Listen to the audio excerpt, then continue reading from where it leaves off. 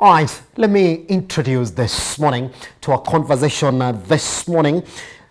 WAMBUI MBARIRE, who is the CEO, let me get that introduction right, Retail Trade Association of Kenya. Good morning again. Morning, Simba. Happy to have you around. Let's introduce that story this morning. Now, the Retailers Umbrellas Body, the Retail Trade Association of Kenya, RETRAC, has rolled out a campaign to sensitize traders on Kenya's standard mark of quality for horticultural products sold locally. Now, the pilot phase of the campaign aims to enhance awareness and increase adoption of the standard quality of mark for fresh produce targets in Nairobi, Mombasa, and Machakos counties. RETRAC is implementing the initiative in collaboration with the Standards Implementation Committee, SIC, and the Rockefeller Foundation, RAF. Now, speaking at a workshop for representatives of various supermarkets based in Mombasa, RETRAC CEO WAMBUI MBARIRE lamented that despite huge revenues generated by horticulture value chain, there were still challenges in ensuring quality of food traded in formal and informal domestic markets. Now, the horticulture value chain is an important source of livelihoods for millions of Kenyans, with the exports of 4% of total horticultural production, which amounting to over 100 billion shillings, while 95% of the produce sold in the domestic market accounts for more than 300 billion shillings in revenue contribution. Now, the bulk of the produce for domestic market comprises vegetable, fruits, herbs and spices, medicinal and aromatic plants. Now, the major actors involved in trade are farmers, aggregators, middlemen, transporters, packers, retailers, wholesalers, local authorities, and regulators. Let's leave it there this morning. Let's first quickly jump into where we are in terms of the state of the retail sector in the country this morning. And this is the data we have for you. In terms of growth, you can actually see exactly where we are under that area. You can see exactly where we're jumping in quarter 2 and quarter 3, really affected by the coronavirus pandemic. Thus, we have that negative numbers there. Now, in terms of contribution to GDP, again, we've been on a high. 2019 representing the biggest at 7.6%, followed by 2015 at 7.5%. Good. Let's talk about the quality of mark, therefore. What is this quality of mark? Is it a new thing in the Kenyan retail sector? Thank you, Simba. I think I want to pick it up from where you talked about 95% of the agricultural produce in this country is actually consumed locally. Yes. We only export 5%. Now, anyone who lives in this country knows how much attention we pay to export produce. And that is because of the demands of the consumer in the export market. So the European consumer has greater understanding, or a greater pocket. Let me use the word a greater pocket. And is in a position to decide what to eat and what not to eat, yes, and to demand a certain quality out of that produce. Now, the 95% that we consume locally is not given much attention.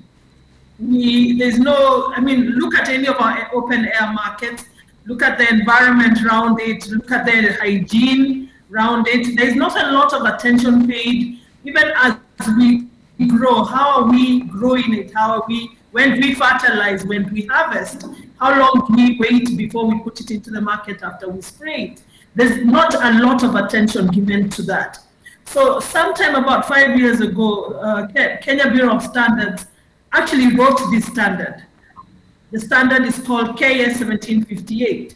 And it was a standard that was supposed to be enforced in the local market in regard to the things I have mentioned: how we are growing, how we are fertilizing, how we are harvesting, how we are storing, how we are transporting, how it gets to the supermarket, for example, how we receive it, how we put it onto the shelf, how we handle it, and also look to draw demand from the consumer in terms of safety. So sadly, that hasn't happened. It's been 5 years of the standard. I'll let you know, KEBS reviews the standard every 5 years. So this standard was up for review, but it had not been implemented, so the review can't happen. Fortunately for us as Kenyans, the Rockefeller Foundation looked to actually implement it. And the standard is, once it was done by Kenya Bureau of Standards, it was then handed over to the Ministry of Agriculture. Yes. It is domiciled in the Horticulture Crop Directorate. They are the implementers of the standard. So through the support of Rockefeller, we are working with HCD, which is where the Standards and Implementation Committee lies, to try and do a pilot of rolling out this standard. To understand, is it doable? Because some of the things about standards, and this will be why maybe only 5% of our produce is exported, has a lot of, you need a lot of capacity sometimes to meet that. Yes. So even rolling it out in the local market, it has been, as we started the project in February, we realized it's not that easy. Somewhere in our history, we used to have cooperatives in the agriculture sector for horticulture. We don't have that anymore. So we have smaller farmers trying to put their produce into the farmer. Now that farmer might not be able to meet the costs of implementing this standard, because the cost the standard has an element of hygiene. As I said, it has considerations of the environment. It has a social element which looks to the labor you're using on your farm. So it comes with costs. The implementation comes with costs. And we would wish that the agriculture sector goes back to that cooperative sense of farmer groups, so that we're able to then impact this and then share the cost across. Now, the reason we're looking to get a mark of quality is the mark of quality will identify a product that is system certified, that it was grown right, it was sprayed when it should be sprayed, it was harvested when it should be harvested, it was stored in the right conditions, it was transported in the right conditions, it was received in whichever market in the right condition. Within the market, it was stored in the right condition. We don't want to buy produce from off the floor from, for example, right next to the sewer line, or right next to where the drainage is passing. How do we enforce that? So we want to start having on the market, educating the consumer so that they know, and we keep saying healthy food now is a lower health bill in the future. Anyone in the medical field will tell you half of our diseases are due to safety issues with the food we consume, or due to the hygiene within which our food is manufactured, stored, or prepared. If that was put, and even take COVID, for example, COVID came out of a market situation, or so we are told, within China.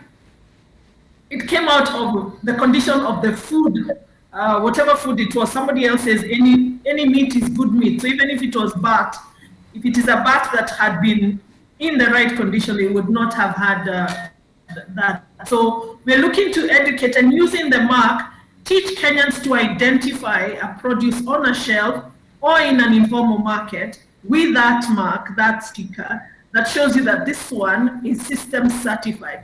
We never say, I have learned in the recent past that this food is safe. You cannot say that until that particular food is actually tested. But you can say it has grown in a system certified process that gives you, shall I say, 98% confidence in the safety of what you're consuming. Yes. All right. Lastly, therefore, as we try to understand this morning, in a minute or so, if you can, I mean, you are going to pilot this phase in those target counties. Can you break it down for us, therefore, for anybody listening to you this morning? What is going to happen in this pilot phase? So now we can actually then say, well, should I go into this specific county and I get A, B, C, D? The specific product that is on that shelf has undergone this process. What is happening behind the scenes?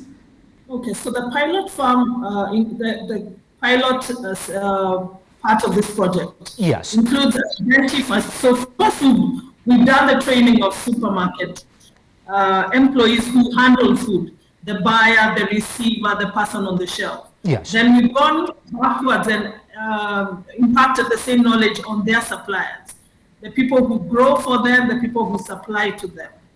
Now, the next phase that we are going into is we then go into the farms of this, the pilot group. We'll do soil testing so that we ensure that your soil is right. Then we'll keep the records. A lot of it is actually about record keeping.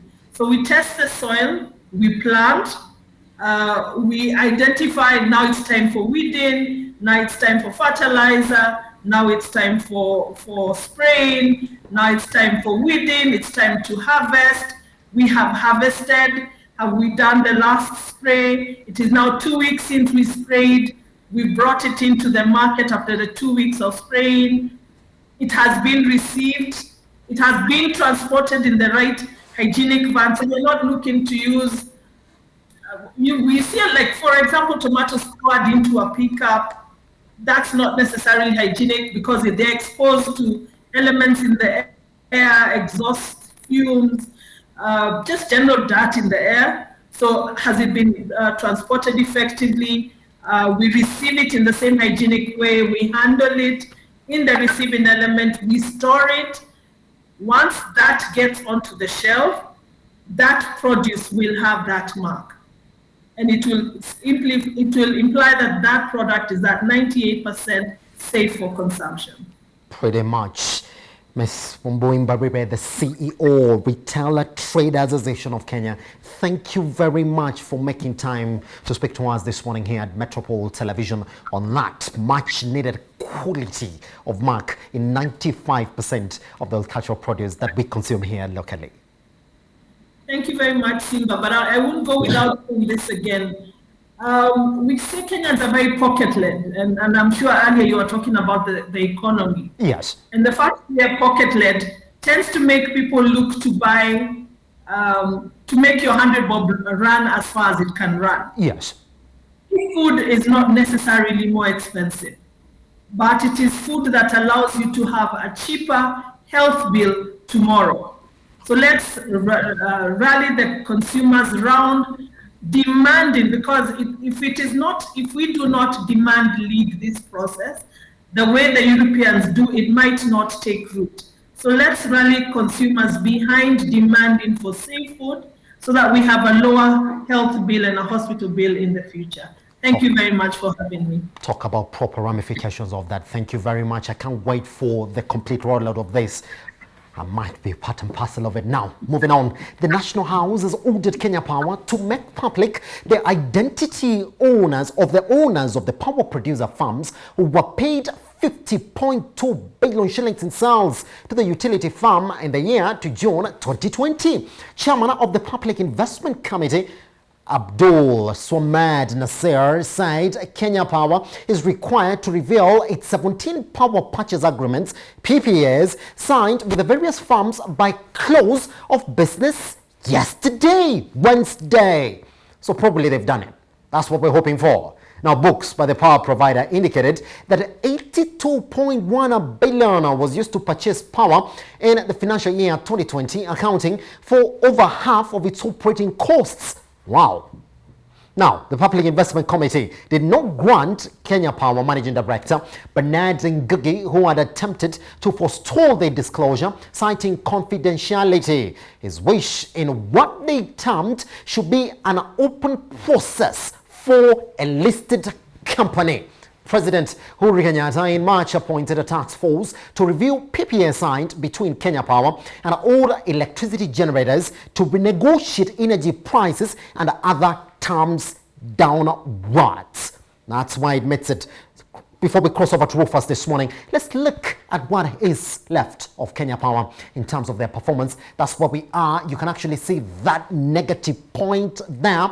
If we cross over to their performance metrics this morning, you will see that we are only talking about a negative number, all the way from their revenue growth, which has been on a negative, to their net profit margin growth, even on a 5-year term rate at negative 50.54%. RUFAS, that PPAs signed for Kenya Power to acquire their electricity actually account for half of their operating costs. And the director is saying, well, this is confidential information. But RUFAS is Kenya Power not a listed company? Why would a listed company come and say, we cannot reveal this? That is one big question that Yes. everyone has been basically suffering with. So I believe it was a big move by Parliament to request for this data because it's a public company. Yes. And being a public company, it's a very key sector. We know that government has a big interest in Kenya Power. It's one of those companies that are too big to fail. We know that there are so many companies in Kenya, there are those that can fail, but for Kenya Power, it cannot afford to fail. It has to be operational 100%.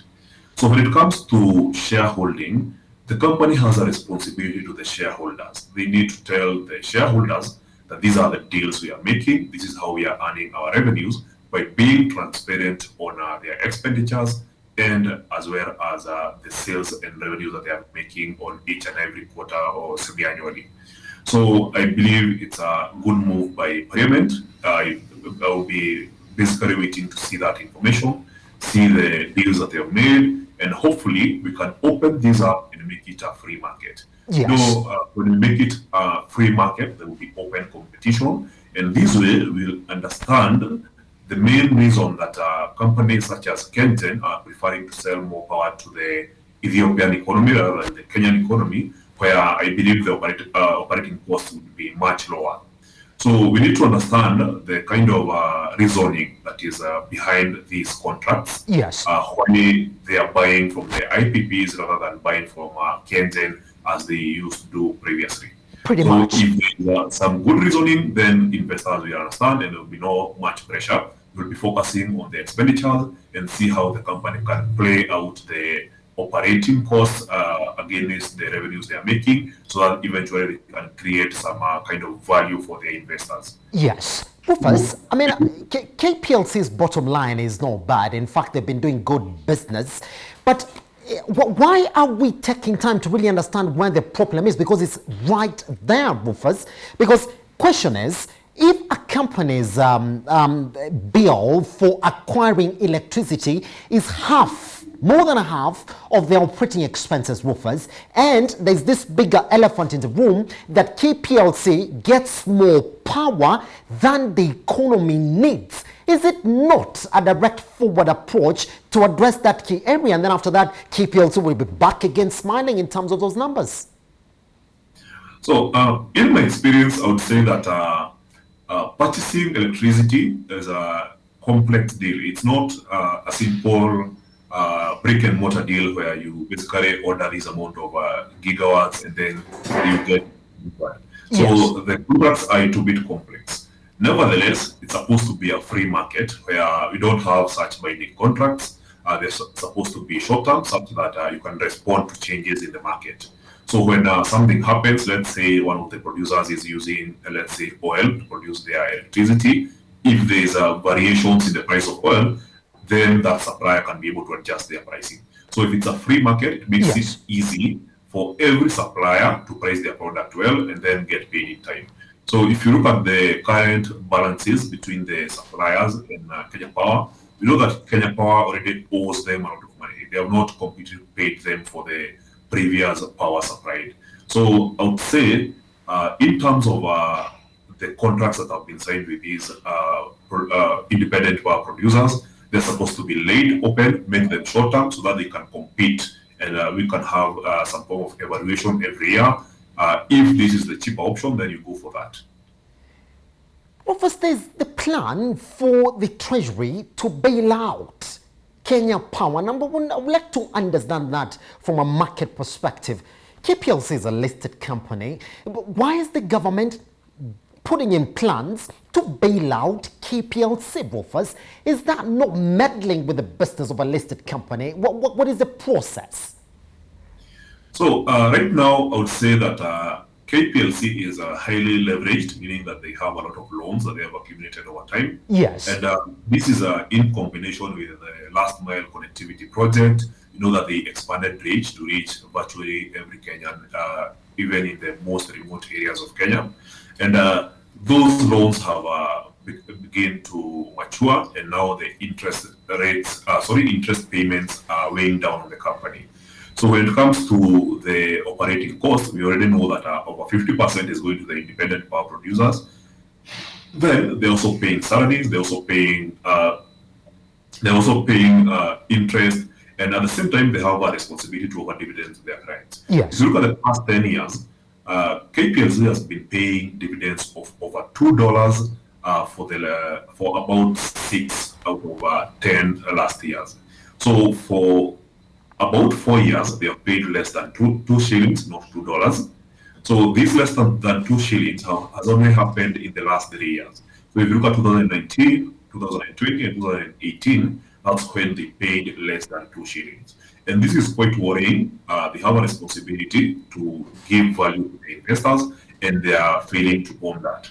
So as I mentioned earlier, the company is too big to fail. It's a mission critical for the company. They have to supply electricity for the entire economy for it to grow. So for us to achieve our economic needs, one, we need low operational costs for companies, for individuals, and this will expand consumer spending and among other factors that are necessary for the economic growth. So while we are discussing the growth of the economy, it's very critical that we have a low cost of electricity. And so far, we have not been experiencing that despite expanding our production of electricity. So main point or key hindrance right now is on the not the revenues. Kenya Power has been collecting record revenues over time. So it's mainly in terms of their expenditure.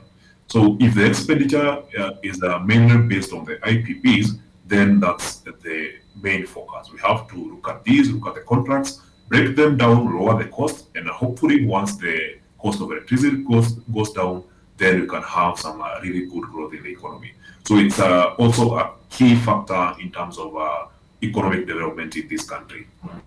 Pretty much. Rufus, thank you very much for taking your time to speak to us here at Metropole Television's Business AM. Always quite fun having you around. Thank you, Simba. I really appreciate this. Anytime. All right. That's exactly what we have for you. Take every other person who joined us this morning here on a Business AM online at Metropole TVKE across all your social media platforms. I am at Kiage Simba. Good morning. I'll see you later for Metropole's News.